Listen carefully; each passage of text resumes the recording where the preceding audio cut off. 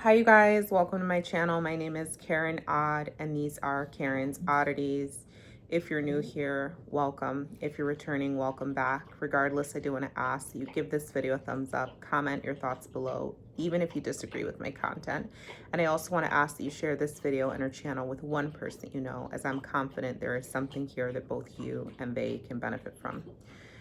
This is kind of like a follow-up video to a video that I recorded yesterday when I got home. That video, I think it's titled Mercury Retrograde, Past Connections and Perspective, where I'm briefly just talking about reconnecting with someone from my past that reached out. And in summary, I had put this person on a pedestal. I thought they were like amazing. And then when I met with them again after 5 years, like I felt absolutely nothing. And like now they want to date me and I'm like, I'm not interested, like that.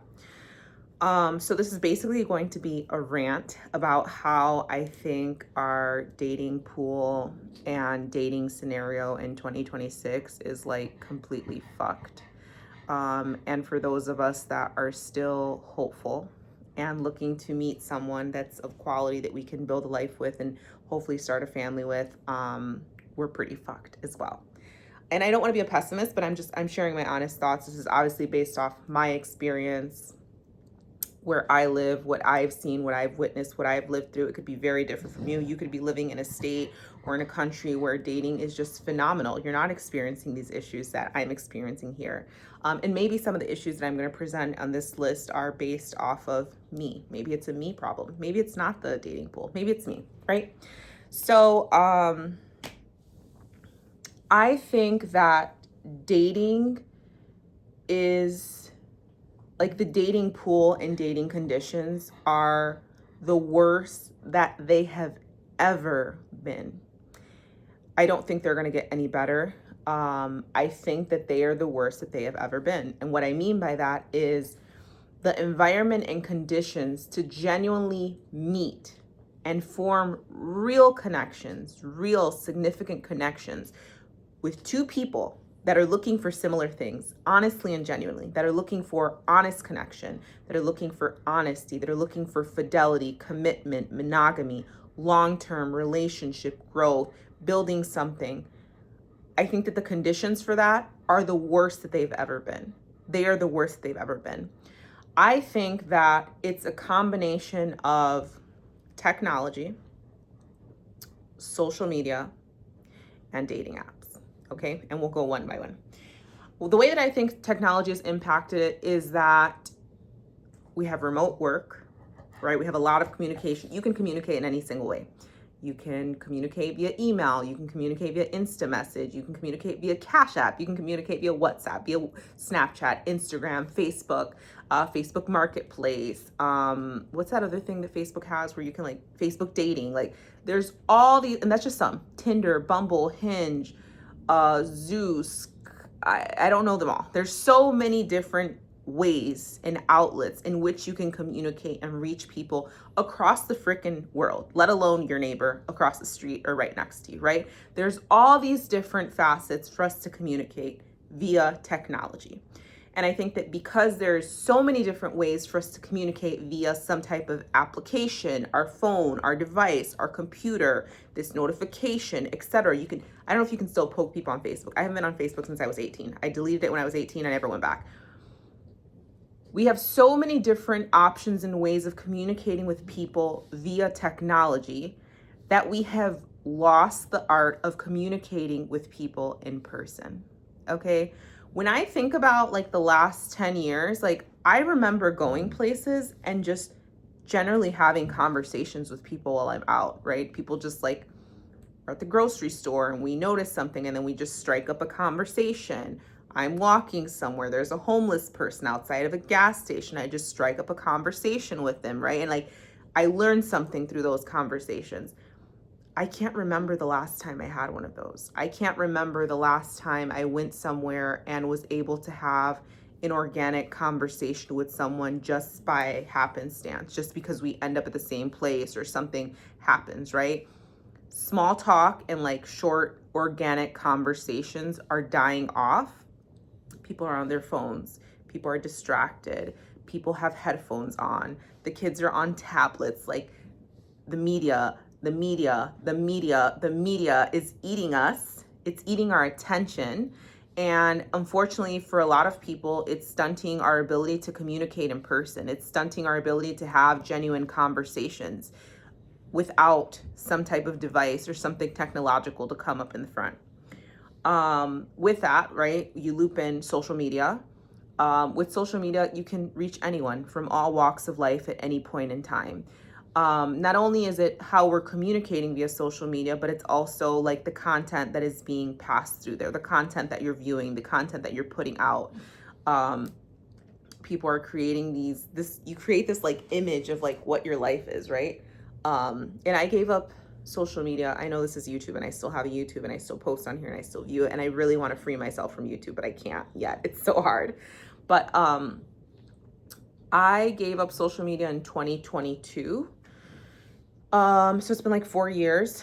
But I still have YouTube. I still have LinkedIn, which I also want to get rid of LinkedIn, but LinkedIn is good for professional connections. Like I have made professional connections there. I have had job leads from there. I do apply to jobs in New York City there. I do still stay connected on things that are happening professionally in my professional sector. So it's tough because it's like, I want to participate, but I don't want to participate the way that Meta wants me to participate, right? Now you have the scrolls, you can reel there. I don't click that little icon at the bottom because I don't want to get down the rabbit hole of watching stupid little short videos of people that think are funny. I don't want to see that. So I try to participate to the extent that I feel comfortable without letting it consume me. That's for LinkedIn, right? For YouTube, I try to watch longer form videos that are informative. I listen to audiobooks sometimes, and obviously I post my content as well. So I'm trying to like limit the way I interact, but the apps are not made for that. The apps are not made for you to use them the way you want them to. The apps are made to keep you glued to them. The apps are made to keep you addicted to them, to make you addicted to them. The apps are made for it to be a quick thing that you just pick up and scroll, and then it becomes so quick and easy that the videos are so short that it like lessens your attention span. They are designed for that, right? Like I don't know the details about the lawsuit, but I know that there's like a lawsuit against Meta for like creating an app intentionally, was like making kids addicted to it. Like there's a true real lawsuit about that. You should Google it. But that's what they're made for. They're not made for you to use them how you want to, right? Then we get into dating apps, right? So dating apps, I know that there's a dating component built into Facebook, and they're like separate dating apps on its own. There's the ones that I know of: Tinder, Hinge, Bumble, Zeus, OkCupid. There's so many. Coffee Meets Bagel. There's so many. Those are just the top ones that I know of and the ones that I have previously used. I gave up dating apps also in 2022. Yeah, I gave them up in 2022 as well because, and I've talked about this in my previous video, right? It's the same people. Even the apps that are supposedly made for people that are looking for something serious, it's the same guys. It's the same guys. It's the same girls. The guys that are on Tinder just trying to fuck are the same guys that are on Hinge saying that they're trying to look for a relationship. There are people on those apps that are married AF, okay?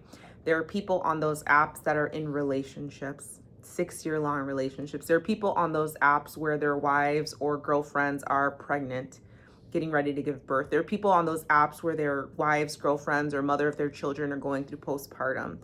There are people on those apps that are predators, that are rapists. And I'm not saying that those people don't exist in the real world. But what I am saying is that dating apps provide a unique platform for some of these shitty people to be on and have quick access to people like you and me that could be using these apps, right? People that are busy, too busy to meet people in the real world. It's easier. People that feel more comfortable connecting online. And that is probably the biggest one that's tainted our dating pool. I think that social media, the ability to easily connect with people, the ability to easily hide information, like all these different applications that now have the ability for disappearing messages. Disappearing messages are on WhatsApp. That's like a new feature. And I use WhatsApp because I can communicate with my family that's out of the country. Snapchat was the first one that I know of, right? But it's like all this option of like disappearing messages, your ability to like hide applications. It's just making infidelity easier. And I don't want to blame infidelity on the application. Ultimately, it's the person's decision to be a piece of shit. It's the person's decision to be unfaithful. But when you have all these tools in place that are basically encouraging this behavior, it doesn't help the cause, right? It doesn't help the situation. It just provokes, like it's provocative. It's inviting to the idea. It's it kind of like encourages that type of behavior, even if that's not the kind of person you want. And maybe it's not you doing it, but someone will do it to you, right? So it's like, it's a recipe for disaster is what I believe. I mentioned, yeah, I think it just makes infidelity a lot easier. And maybe I've just had very bad experience, and all of my experiences have not been horrible. Okay. I want to say I've dated people that are great. I've dated people that are amazing. I've dated people that haven't cheated on me, and I've dated people that have cheated on me. I've seen a lot. I've dated a lot. I've done the dating apps. I've met people out in public. Like now, because I'm not on dating apps, I do meet people when I'm out in the wild. But I also like, it's not like it used to be. You have to be in the right place, the right environment. And sometimes that's like a bar, a club, a lounge. And sometimes I don't want to meet the people that are there, because you're probably there every weekend trying to pick up another girl. And that's not the type of energy that I want, right? And maybe as I'm thinking this too, maybe it's me. Maybe I'm going to the wrong places, but I've met men in grocery stores. One of the guys that I met, like, we really hit it off. He was a twin, and which is not relevant, but I'm just thinking my things. We went on one date, and then we were talking a lot, and then he just like disappeared on me completely, right? So it's like, yes, what I am saying is throw out the apps, throw out the social media, meet people in person. But what I'm not saying is that doesn't mean you're not going to meet shitty people in person. But I think that it's healthier to meet people in person versus to meet people online, because online is where it's very easy for people to deceive you. It's very easy for people to live double lives. It's very easy for people to put in a front, because there is this barrier between you and like the physical form. When you meet someone in person, like if you are someone that's intuitive, if you pay attention to signs, if you pay attention to body language, if you listen to how people react, if you pay attention to micro expressions, you're gonna know what tip they're on. Okay, the opening line that they tell you, you're gonna know what tip they're on. The way that they talk to you, you're gonna know what tip they're on. When you exchange contact information with you, if they call you, if they text you, the time of day that they do it, what they say when they do it, if they invite you to connect, if they want to talk, if they want to meet, if they invite you to coffee, whatever actions and things that they say to you, you're going to know what that person is looking for and what their intention is. And I'm not saying that there aren't people that are really great at manipulating, that can pretend all the way until the very finish line and still fuck you in the end. Not literally, but metaphorically. But what I am saying is that you remove that barrier of them being able to BS you when you're meeting people in person. Social media creates a fantasy. That's a big one too. Social media creates a fantasy. I remember personally when I was on social media, I wasn't those people like I like fully addicted to filters, because I know people like that it's like they don't like seeing their faces without a filter, which is mind-blowing to me, because that's a face that is physically on you. That's the face you look at when you look in the mirror. Like, that is your genuine face. But there were times where it's like I would be more inclined to put the filter on, right? This social media creates this fantasy of what you look like, who you are, what you want to look like, how you want to present yourself to the world physically. You can do different angles. You can do filters on a video. You can add music. You can add coloring. You can add glitter, glamour. You can post a picture of a moment. You can take pictures in front of a car that doesn't belong to you and post it on there and make people think you're living this luxurious life. You can post content that doesn't belong to you at all. You can have AI background. You can clean up your photos. You can create whatever you want on social media. And I think a lot of people forget that. A lot of people forget that, right? And some people that are influencers, and I'm not saying they're not living this lifestyle. Some people are genuinely living the lifestyle that they're portraying. But a lot of them, it's just in an image. It's just a video. It's just a moment. It's just an illusion. A lot of them are in a lot of debt, or they're not happy, or they're using drugs, or they're in abusive relationship. Like there's a lot behind the scenes and behind the surface that you don't get to see.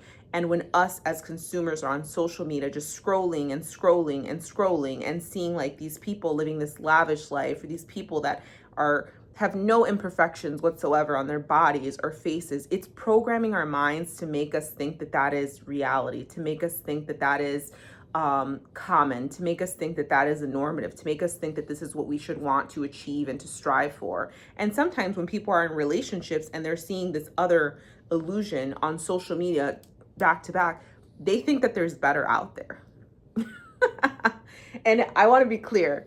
I'll be the first to tell you, there's always going to be someone that is better, smarter, skinnier, prettier, funnier, wealthier, more charismatic. There's always going to be better. There's always going to be better. I have a friend and he says, comparison is the thief of joy. I don't know whose original quote is, that's not his, but I know he tells me that often. And it's true, right? Whenever you compare, like, you're always going to fall short. There's always going to be something better out there. But where are the people that have something good, can see that they have something good, and still choose it at the end of the day, even when better presents itself? Where are those people? Where is the loyalty? Like, where has the loyalty gone? Where is it gone? Where has it gone?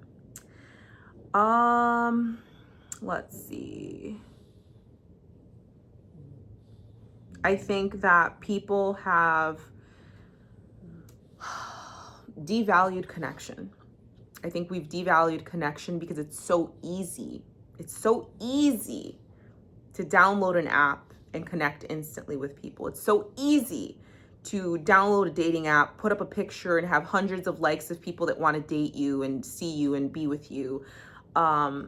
It's so easy to have a conversation. It's so easy to just leave someone on read or undelivered and discard them. It's so easy to do that now that we don't value connection the way that we used to.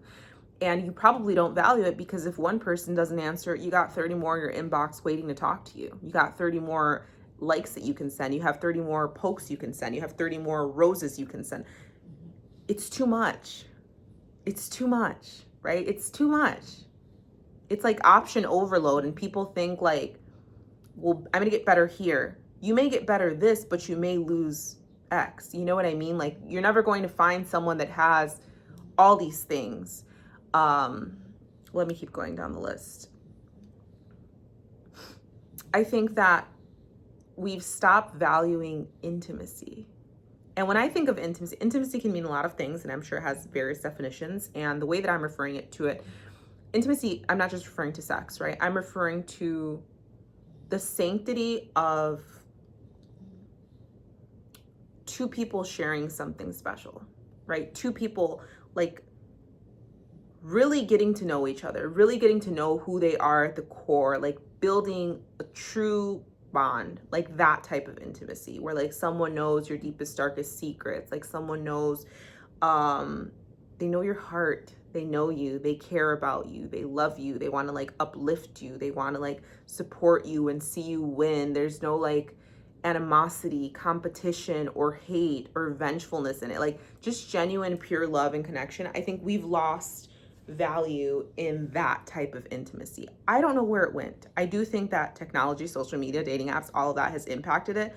But I just think, I don't know, as a society, while we are more connected than ever, we're also less connected than ever before. I'm gonna have a sip of water on that one.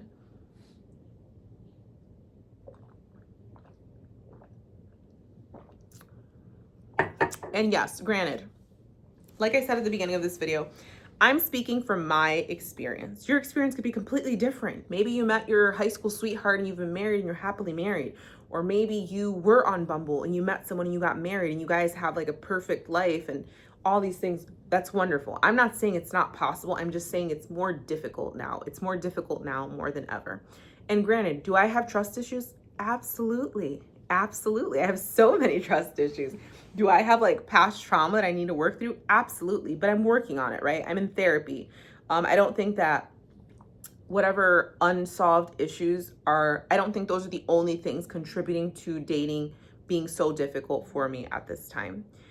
I also find that, and I don't know what that part is, but I find that in my experience in dating, it feels so competitive. Like, I feel like I'm often in competition with the men that I'm dating, whether it's like, I took too long to reply, so now he's gonna take long, or I didn't answer his call, so now he's gonna not answer my call. It's like we're mirroring each other and it's so silly. Or they felt like I meant this, but they're not gonna ask me, did I really mean that? They're just gonna assume it and they're gonna treat me differently because of XYZ. And it's just so weird and it's so exhausting. I don't wanna compete with you. I don't wanna compete with you. I just wanna find love. I want to find genuine love and make a genuine connection with someone that is real. and that wants it, and that wants commitment, and wants fidelity, and wants to build something long term. Like, that's what I'm looking for. Then you also have like the red pillars mixed in here, right? You have your gender roles, your traditional gender roles, your evolved gender roles, what people think that women should be doing, what people think that men should be doing. And everyone has an opinion. Everyone has an opinion of like what's the way and what's the solution, but none of us have really found it, right? I think that I truly believe that the older generation, they got lucky as it relates to love and relationships. And I'm not saying that there wasn't BS in those love and relationships, because there was, right? Like, there was still abuse, there was still infidelity, there was still lying, there was still cheating, there was still all those things. But I think that it was harder to do. It wasn't as easy. I think that it was somewhat less common. And I think that in general, the older generations, like, I think they valued marriage, they valued commitment, they valued love, they valued connection, they valued building a family and building something together. And I really wish we could go back to that, because that's a tip I'm on. That's the tip I want to be on. Okay, I want something traditional to some degree. I'm just so exhausted of this current like modern form of dating. I'm so tired of it. And I have friends that are also just like sick and tired of it. And I've done all the things, right? Since being off of dating apps, like, I go different places, I do research, I go to different cities. I know how to dress. Like, I know I'm wearing a t-shirt right now, but it's like, I dress professionally. I'm professional. I'm well spoken. I've worked on myself. I go to therapy. I read. I work out. I eat healthy. I'm doing all the things that I'm supposed to. And that's not to say that I'm not meeting people, but the people that I'm meeting are still skewed by social media, technology, dating apps, competition, red pill information. They're still like, that's in the mix. And I'm like, where do I find the ones that haven't been tainted? Where can I find people that haven't been tainted by all of these things? Like, maybe I need to go like date in the Amish community or something. I need to become Amish. I don't know. But even then, the Amish, I think they believe in polygamy, right? So it's like, I'm screwed either way. Like, where can I find someone that is monogamous, faithful, honest, interested in commitment, interested in fidelity, and interested in building something long term? Where is he? Where is he? And obviously he has to have other things, because some people that may be watching this are like, I'm that guy. Like, if you're someone that I've dated or talked to in the past. But there's something else that's like not what I want it to be, right? There clearly something is not aligned. If not, we would be dating. The next thing I have on here is I miss dating when I was young. And I know it was different because I didn't know what I know now. But I just miss the excitement of when I was young. But you know what? As I'm thinking about it out loud, and I think about my video from last night, I was just naive. It's not that it was better when I was young. I was just naive. That's what it was. And maybe some of that naivety, is that a word? I know I might not be pronouncing it right, but I think some of that made dating easier for me. But you know what? I'd rather be not naive and know the truth and be single and continue to remain single than to be naive and be in a situation that is false, that is later just gonna like shatter my world, right? I'd rather remain single forever if I have to than to settle. The last thing I'll say is, while I did say like the past generations, I think they figured it out. I've tried dating older. I've dated people my age. I've dated people younger. And most of the older guys are, I mean, my level of older, divorced, right? So they've already been married. But the problem is, once they got divorced, the social media, dating apps, all that red pills is infiltrated their brains. So they're also tainted by that, right? So it's like, you can't win. You go older, they're divorced and they're tainted. You go my age, they're not as mature as they need to be. You go younger, they're really not mature at all. So I'm just like, do I need to date like a grandpa that's, I don't know, like an 80-year-old man? I don't know. Romance is dead Romance is dead. Romance has died. And I don't want to think that it has, but the more time goes on and the more conversations I have with men and women about their experience, romance is dead. So I did make a list of like things that I'm going to try to do differently. I don't know. Like, you know, when the same thing you've been doing hasn't been working, you got to switch it up. So I'm going to try these things. Nothing that I really want to go over, but, yeah, I'm going to try to do some of these different things and see what happens, right? So that's my rant on dating. I'd love to hear your thoughts. How is dating going for you? Are you on the cup half empty and like I am as it relates to the dating pool, or are you more optimistic about it? Do you still see hope? Do you think there's hope for us? Because I don't see it. But I hope you guys enjoyed this video, and I will catch you on the next video. Thank you.